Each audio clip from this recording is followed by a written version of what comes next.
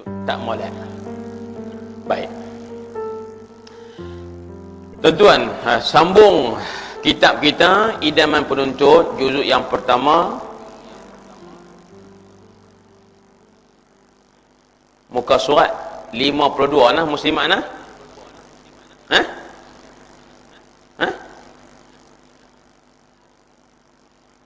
Jika sembahyang itu sembahyang sunat mutlak,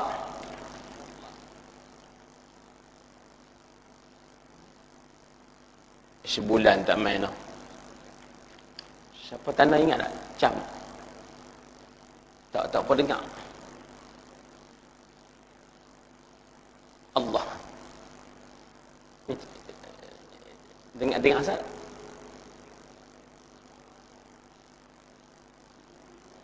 $52. Ta kata. Okey. Jika sembahyang sunat itu sunat mutlak. Baik. Oh bukan ba nah. Terus.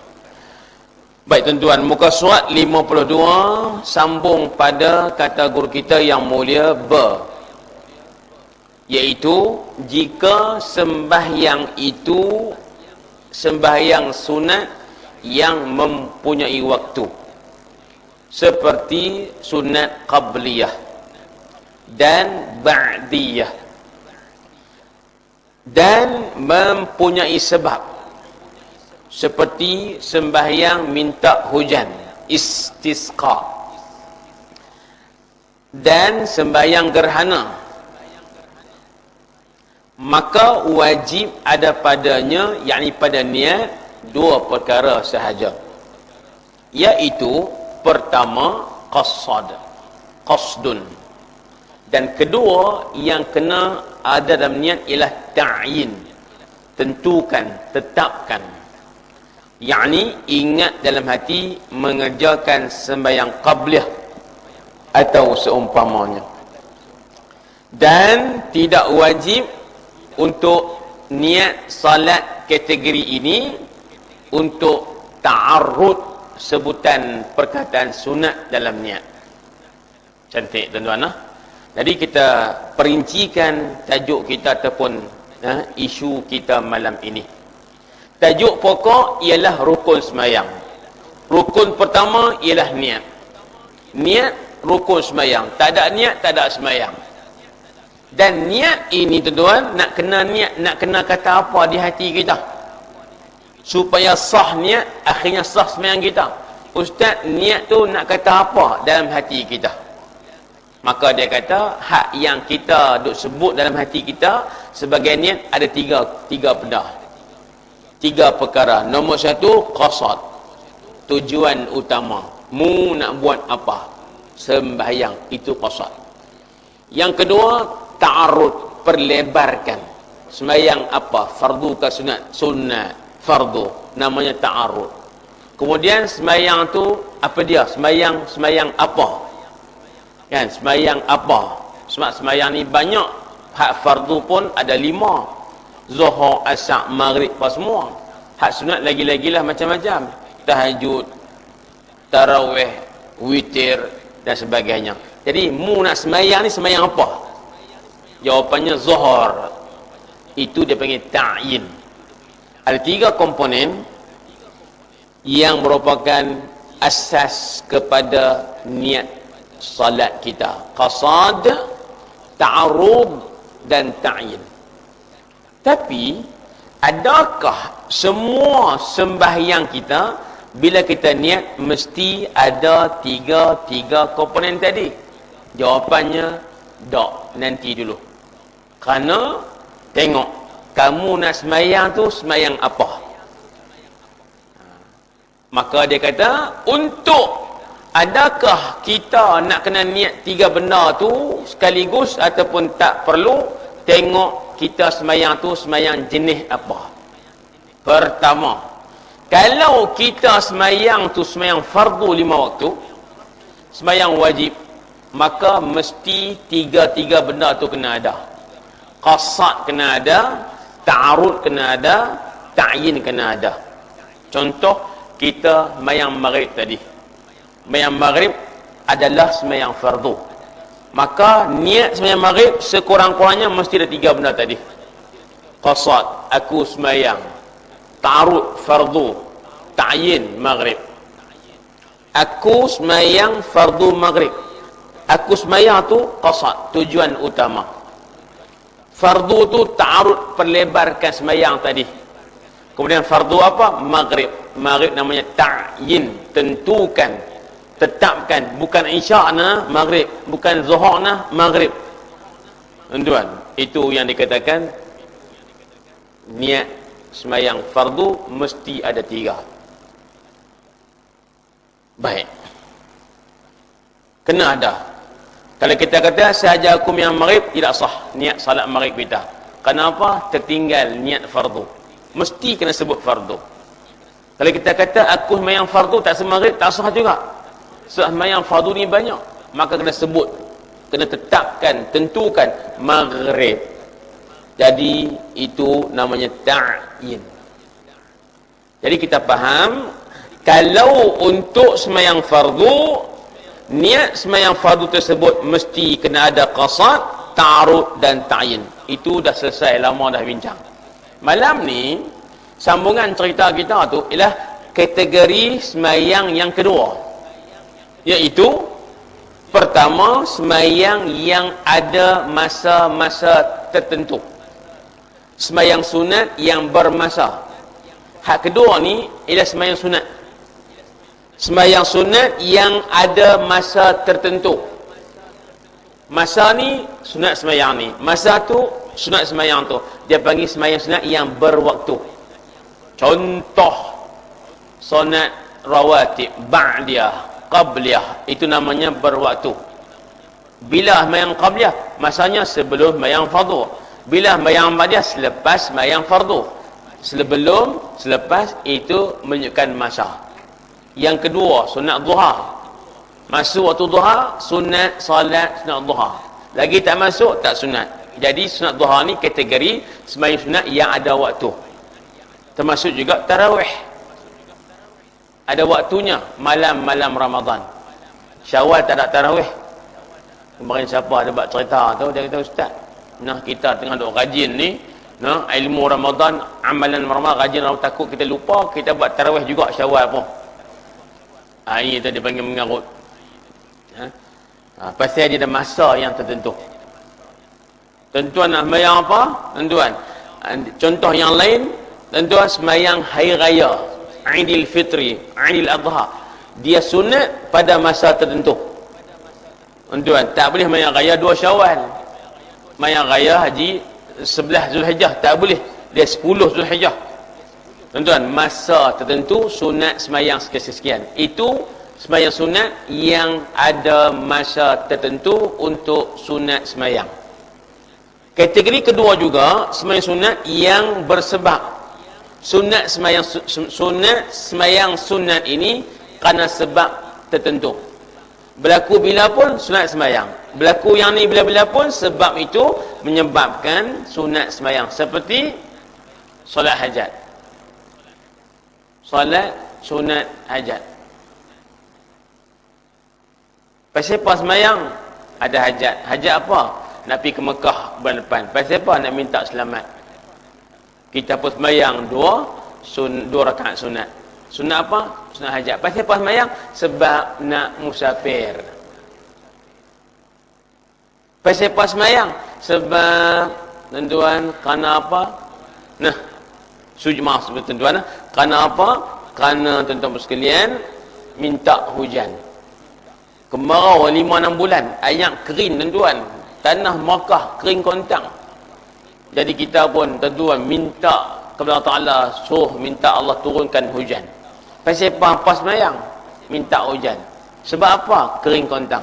Itu bukan bermasa, itu kerana sebab kemarau. Jadi saya nak bagi tahu, sembahyang sunat yang bermasa atau sembahyang sunat yang bersebab. Contoh paling mudah, salat sunat tahiyatul masjid. Pasal apa sunat sembahyang? Sebab masuk masjid. Tak masuk masjid, tak sunat sembahyang. Pasal apa sembahyang? Sebab masuk masjid. Masuk masjid sebab kepada sunat semayang sunat tahiyatul masjid. Maka semayang yang sunat bersebab ini, bila kita nak niat, mesti ada dua benda. Sekurang-kurangnya mesti ada dua benda. Pertama, qasad, tujuan utama, aku semayang. Yang kedua, mesti ada ta'yin, tentukan semayang tu apa. Tahiyatul masjid, duha, tarawih, witir, kemudian hajat, istisqa, tahajud, mesti sebut. Tetapi ketika berniat salat sunat ini, salat sunat yang bersebab dan salat yang berwaktu ini, tak wajib sebut ta'arud. Iaitu tak perlu kata kalimat sunat dalam niat pun tak apa. Contoh, kita nak sembahyang qabliyah isyak sekali lagi. Allahu Akbar, saja aku sembahyang isyak qabliyah, sunat isyak qabliyah, tak sebut sunat tak apa. Saja aku sembahyang qabliyah isyak. Acina walaupun tak sebut sunat, aci. Sebab dia kategori solat sunat yang bermasa. Tentu nak sembahyang solat hajat contoh. Allahu Akbar, saja aku sembahyang hajat. Tak sebut sunat, aci tak? Aci tak? Aci. Kerana menyebut sunat dalam niat, bagi salat kategori sunat bersebab dan bermasa tak wajib. Mesti ada dua saja sekurang-kurangnya. Saja aku sembahyang duha, aku sembahyang tahajud, aku sembahyang hajat, aku sembahyang istisqa, aku sembahyang istikharah. Tak wajib sebut sunat. Nak sebut, okeylah. Tak sebut pun tak apa. Clear nah? Baik.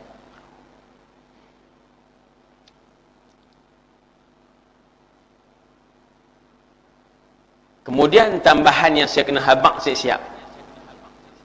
Kadang-kadang salat sunat ni ada yang sunat berjemaah. Bila sunat kita berjemaah, ada imam, ada makmum. Contoh tarawih kita, sunat berjemaah. Salat sunat raya, sunat berjemaah. Bila berjemaah, maknanya kita ada imam dan ada makmum. Walaupun kita faham tadi, untuk sah niat salat sunat hari raya contoh, hanya cukup dengan dua perkara. Saja aku sembahyang Aidil Fitri, aci dah, sah dah. Tak sebut sunat pun tak apa.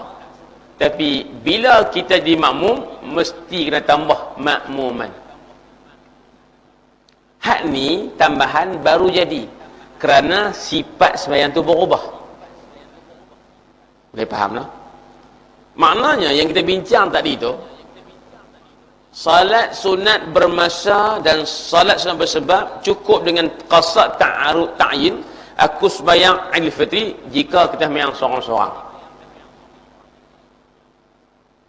Namun bila salat hari raya Aidil Fitri dibuat secara berjamaah, kita jadi makmum, ada imam di hadapan, kita mesti tambah makmuman. Tambah makmum dalam niat itu ialah baru, tambahan baru. Kerana apa? Kerana sifat sembahyang kita ni bukan lagi seorang tapi berjemaah.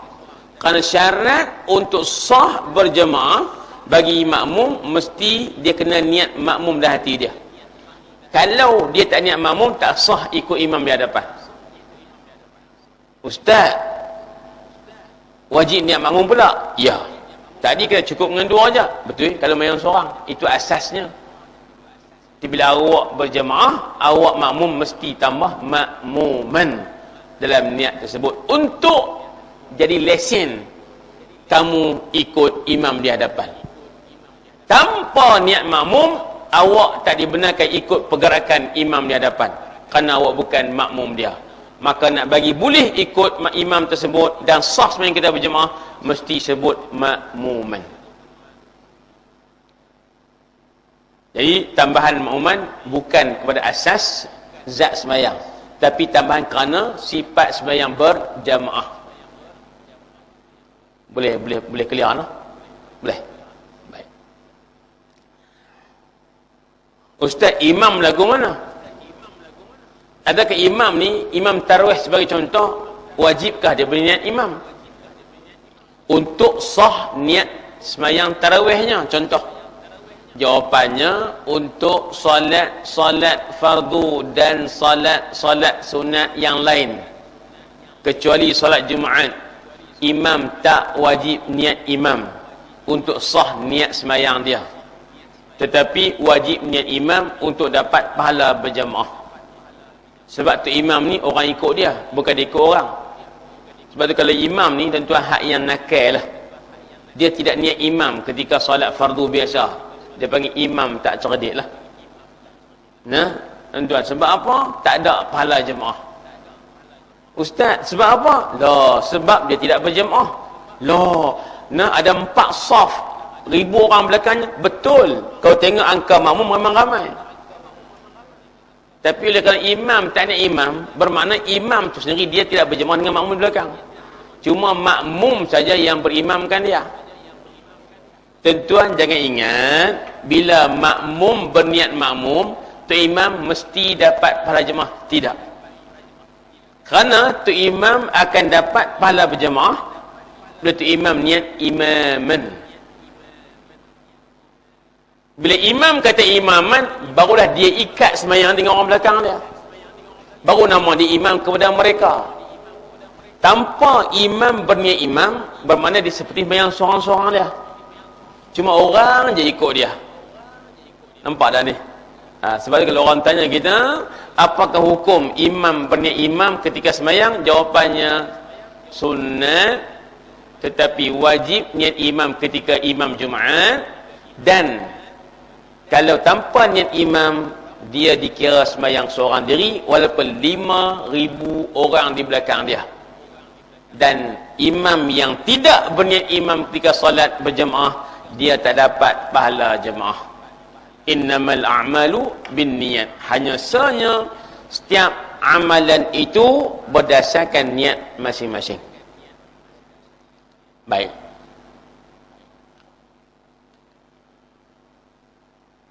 Tuan-tuan dan puan yang dirahmati Allah Subhanahu wa taala sekalian. Baik.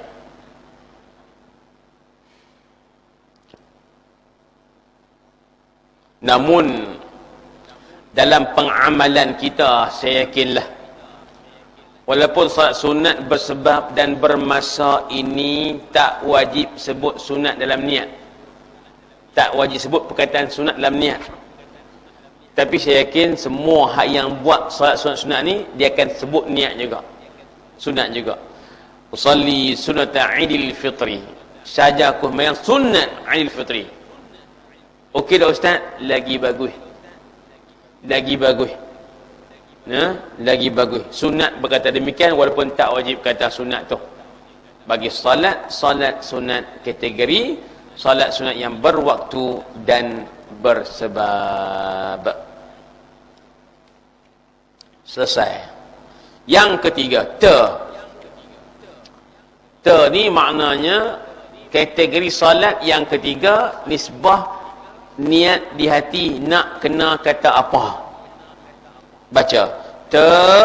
Jika sembahyang itu sembahyang sunat mutlak, yakni sunat saja, tak ada sebab, tak ada masa tertentu, maka memadai, cukup qasad sahaja dalam niatnya, iaitu ingat mengerjakan sembahyang cukup. Sahaja aku sembahyang, okey dah niat dia. Tiada ta'arud, tak perlu kata sunat, dan tiada ta'in, tak perlu tentukan apa-apa. Sebab apa? Ini adalah salat sunat mutlak. Tuan-tuan dan puan bisa dengar kan? Sunat mutlak ni. Sembahyang hukumnya sunat, tapi mutlak. Apa nama mutlak? Bebas. Apa nama mutlak? Tak terikat. Apa nama mutlak? Tidak ada kaitan. Maknanya bukan kerana masa sekian, bukan kerana sebab sekian, saja nak sembahyang sunat.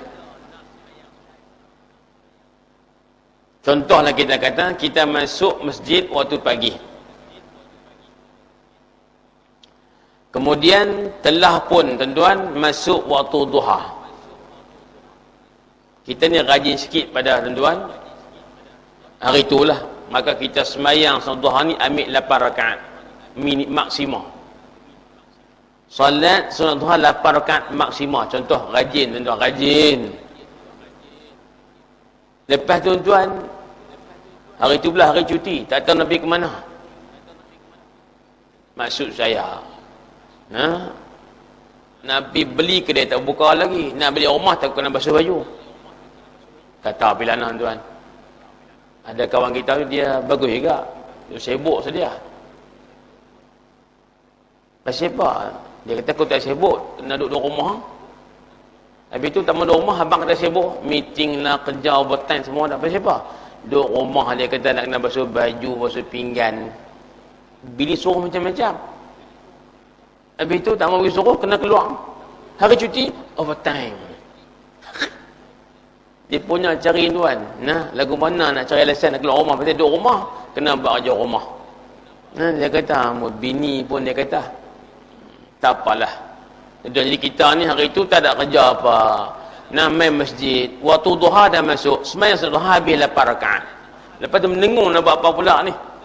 Ish, tak ada apa nak mayang lah. Satu masjid, buat dah tadi.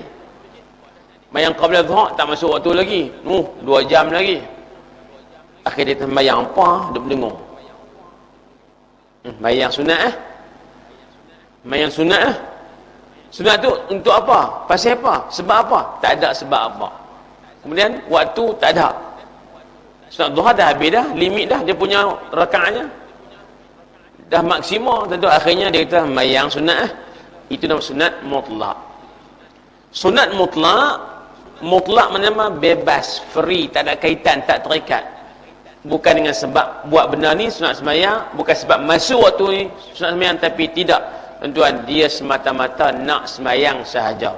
Maka untuk solat sunat mutlak ini, bila kita nak semayang, kita nak niat nak kata apa? Cukup dengan qasad sahaja. Allahu Akbar saja aku semayang, cukup. Tak payah kata sunat mutlak pun tak apa, cukup saja aku semayang. Usalli, cukup cakap tu je. Boleh? Tuan, jadi kita faham dengan 3 kategori sembahyang ini. Yang wajib sebut ta'arud fardu ialah untuk fardu, bagi sembahyang fardu sahaja. Adapun sembahyang sunat bersebabkah, bermasakah, mutlakkah, tak wajib sebut niat sunat dalam hati. Kemudian salat sunat mutlak hanya cukup dengan kata usalli saja aku semayang. Allahu Akbar, aku semayang, cukup cakap tu. Niat tu aci dah, sah dah semayang dia dengan niat tersebut. Semayang apa tu? Sunat mutlak. Mutlak maknanya apa? Bebas. Mutlak makna apa? Tak berkait dengan sebab ataupun masa tertentu. Nak buat bila-bila pun silakan, kecuali 5 waktu yang dilarang semayang padanya. Tuan-tuan dan puan yang dirahmati Allah Subhanahu wa taala sekalian. Jadi orang tanya, ustaz, orang yang semestinya mutlak ni orang lagu mana? Saya kata orang yang rajin semayang.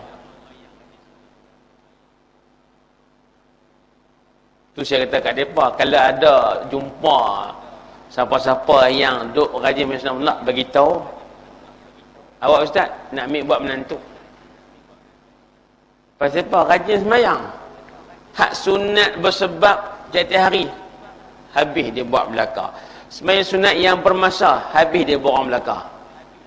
Dah tak ada nak sembahyang apa yang bersebab pun habis dah, hak waktu habis dah. Lalah pasal mutlak. Saya kata hak sembahyang sunat mutlak ni memang tuan-tuan hak paling ahli ibadat. Pasal apa ustaz kata lagu tu? Contoh, sekali lagi kita main isyak. Sekali lagi kita main isyak. Lepas main isyak, patut tak kita bangkit buat sunat mutlak? Muslimat, kita main isyak sekali lagi ni, habis main isyak apa semua, patut tak bangkit kita buat sunat mutlak? Tak patut. Pasal apa? Ada lagi ba'diyah 4 rakaat. Lepas ba'diyah kita buat sunat mutlak apa? Saya kata tak patut lagi. pada lepas lagi boleh buat tahajud ke apa tuan, contoh. Jadi kita habaq orang yang boleh buat sunat mutlak ni kebiasaannya orang yang dah habis borong habis dah segala sunat yang ada pada hari itu yang bersebabkan yang bermasa. Contoh yang lain, tuan-tuan di masjid lepas kuliah subuh, tuan-tuan kemudian naik matahari, kemudian masuk waktu duha. Tiba-tiba tuan-tuan bangun buat sunat mutlak, patut tak?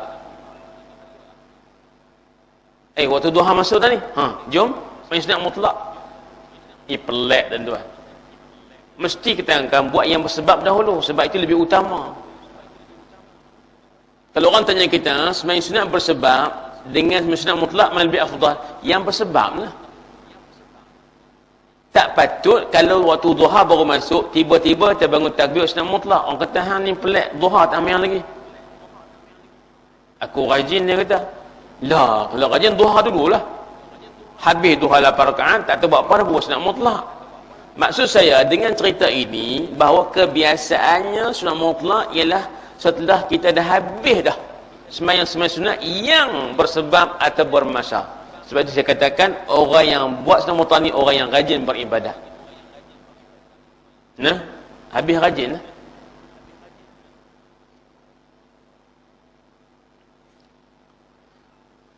Tuan-tuan faham pun lah. Lebih kurang lah tuan-tuan.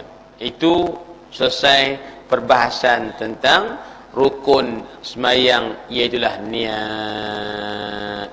Baik, kita pindah kepada rukun yang kedua. Baik, sebelum pindah rukun kedua, rukun sembahyang kedua, saya buka sikit peluang lah. Tuan-tuan nak tambahkan, nak komen, nak tanya, silakan tentang niat ni. Kalau ada, silakan.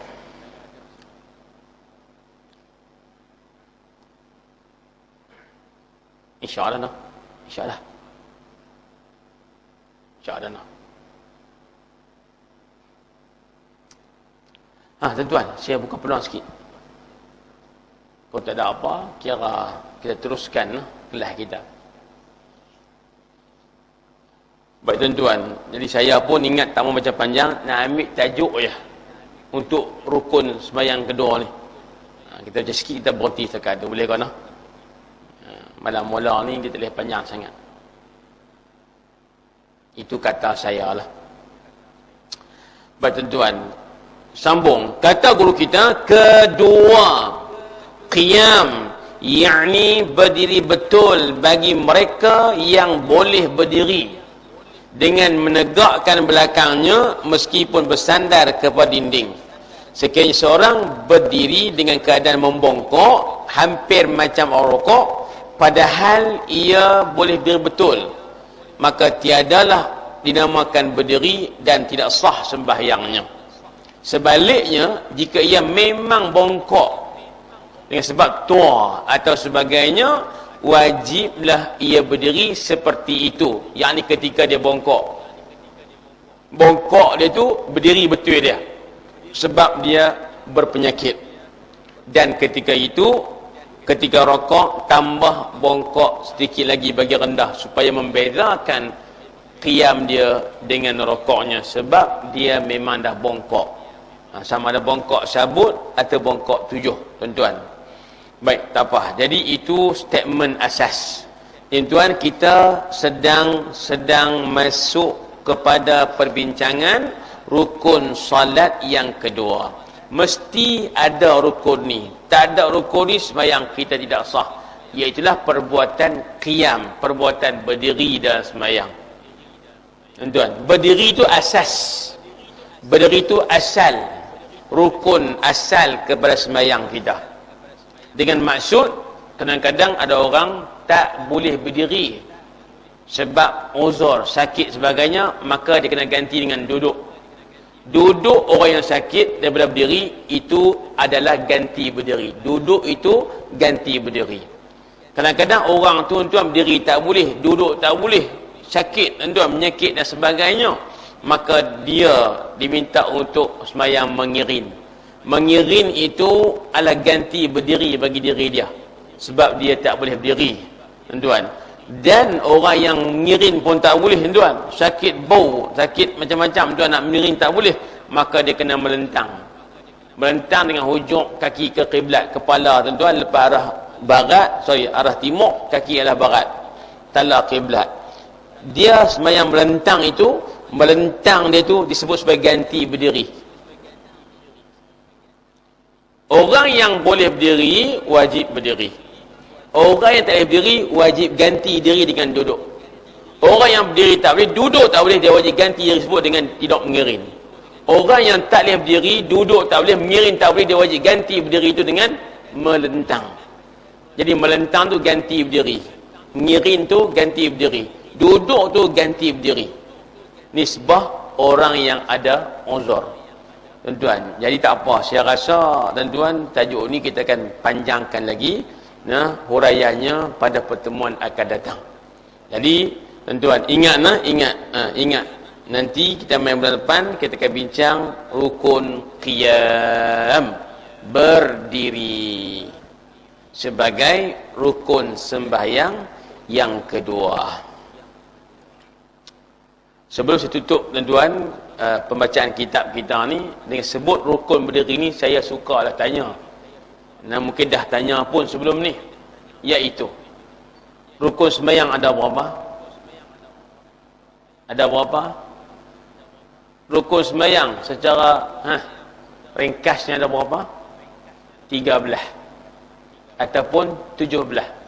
Dua cara kira.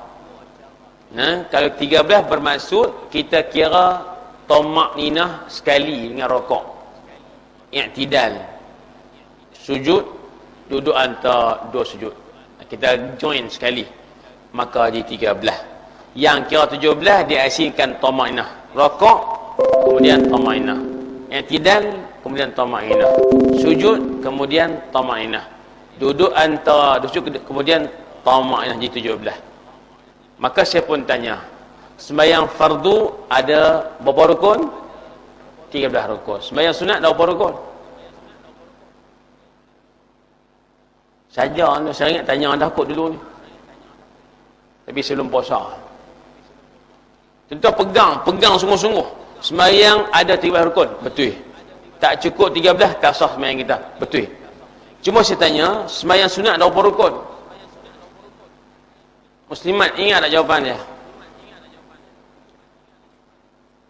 Orang ramai bila tanya soalan yang sama, dia akan kata 13 juga. Betul tak? Betul kan? Oleh kerana rukun sembahyang 13, kita pun tanya rukun sembahyang sunat dah berapa? Dia mak 13. Sebab sunat pun sembahyang juga. Betul tak? Tentu fikir sikit je. Jawapannya dengan contoh. Kalau orang tu sembahyang sunat tanpa berdiri, sah tak solat sunat dia? Sembahyang tarawih dia bukan sakit, dia sihat elok. Daripada awal sembahyang sunat sampai habis sembahyang duduk je, sah tak? Jadi berapa rukun? 13 juga. Jawapannya 12 adalah. Dah sembahyang sunat duduk pun sah, tak perlu berdiri. Maknanya tak berdiri pun sah, maksudnya berdiri bukan rukun sembahyang sunat lah. So sembahyang sunat itu rukunnya 12 bukan 13. Jadi saya tuan-tuan duk tanya soalan yang lebih kurang sama, banyak yang jawab 13 juga. Saya tanya rukun sembahyang sunat apa? 13 juga. Dah sembahyang 13 rukun. Kita pun kata sembahyang sunat duduk sah tak? Kita sah ustaz, walaupun tak berdiri. Habis itu kok mana dah tak ada rukun berdiri? Kita sembahyang sunat, faham pun. Jadi kita kena tuan fikir nerilah yang tuan. Kita campak pi tolak mai, rupanya sembahyang sunat hanya 12 rukun sahaja. Yang tu tok guru tak ajak, tapi kita fikir neri. Kita tak sebut, kita fikir neri atas kepahaman kita. Tuan-tuan dan puan yang dirahmati Allah, saya rasa cukup setakat itu untuk malam ni. Insya-Allah taala umur panjang, berjumpa lagi pada bulan hadapan. Alhamdulillah wassalatu wassalamu ala Rasulillah wa ala alihi wa sahbihi wa man wala. Allahumma rzuqna fahman nabiyyin hifdzal mursil wa ilhamal malaikatil muqarrabin. Rabbana atina fid dunya hasanah wa fil akhirati hasanah wa qina adzaban nar. Walhamdulillahi rabbil alamin.